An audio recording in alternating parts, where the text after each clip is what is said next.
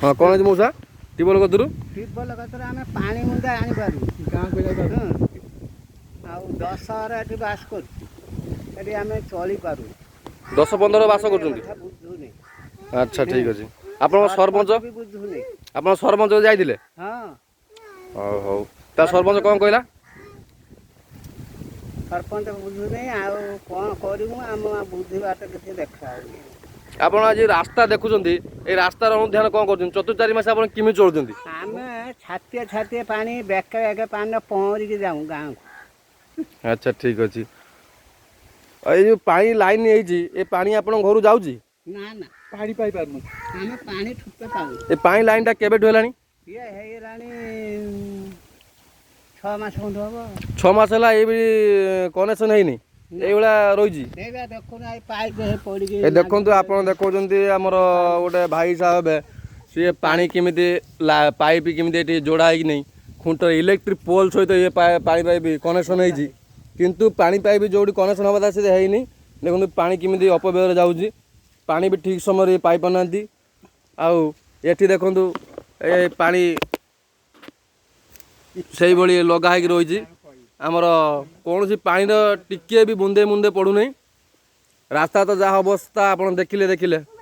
ଦେଖନ୍ତୁ ଆପଣ ପ୍ରଶାସନ ଯାହା କରିବେ କରିବେ ଆଉ ଭୋଟ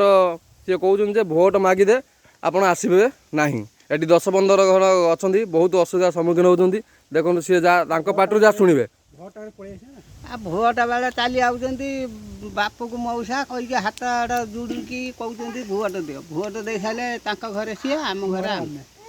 ଆଚ୍ଛା ଆମ କଥା ତ କେହି ଶୁଣିବାରେ ନାହିଁ ଆଉ ତାହେଲେ ଭୋଟ ଏଥର ଆପଣ କାହାକୁ ଦେବେ ଭୋଟ ଆମେ ସିଦ୍ଧାନ୍ତ କରୁଛୁ କାହାକୁ ଦେବୁନି କାହାକୁ ଦେବେନି ନା ଆଚ୍ଛା ଠିକ୍ ଅଛି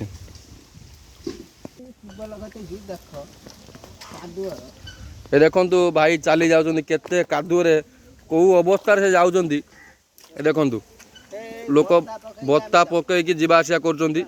ବହୁ କାଦୁଅରେ ଅସୁବିଧା ହେଉଛନ୍ତି ଗୋଟେ ଗଭର୍ଣ୍ଣମେଣ୍ଟ ଟ୍ୟୁବୱେଲ୍ ଦେଖନ୍ତୁ ଲୋକ କେତେ ଅସୁବିଧାର ସମ୍ମୁଖୀନ ହେଇ ପାଣି ମୂଳ ଲୋକ ମରୁଛନ୍ତି ଖଦ କାଦୁଅରେ ପଶି ପଶି ଯାଉଛନ୍ତି କେତେ କାଦୁଅ ଦେଖନ୍ତୁ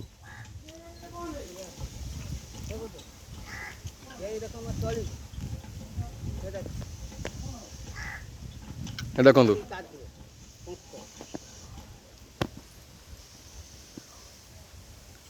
ପ୍ରଶାସନ କୌଣସି ଦାୟିତ୍ୱ ନାହିଁ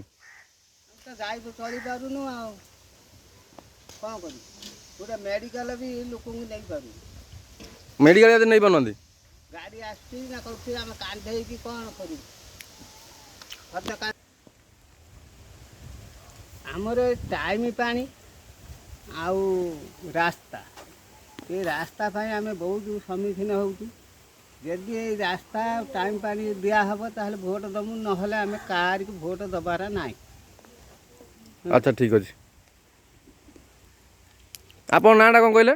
ରବୀନ୍ଦ୍ର ଲେଙ୍କା ହଉ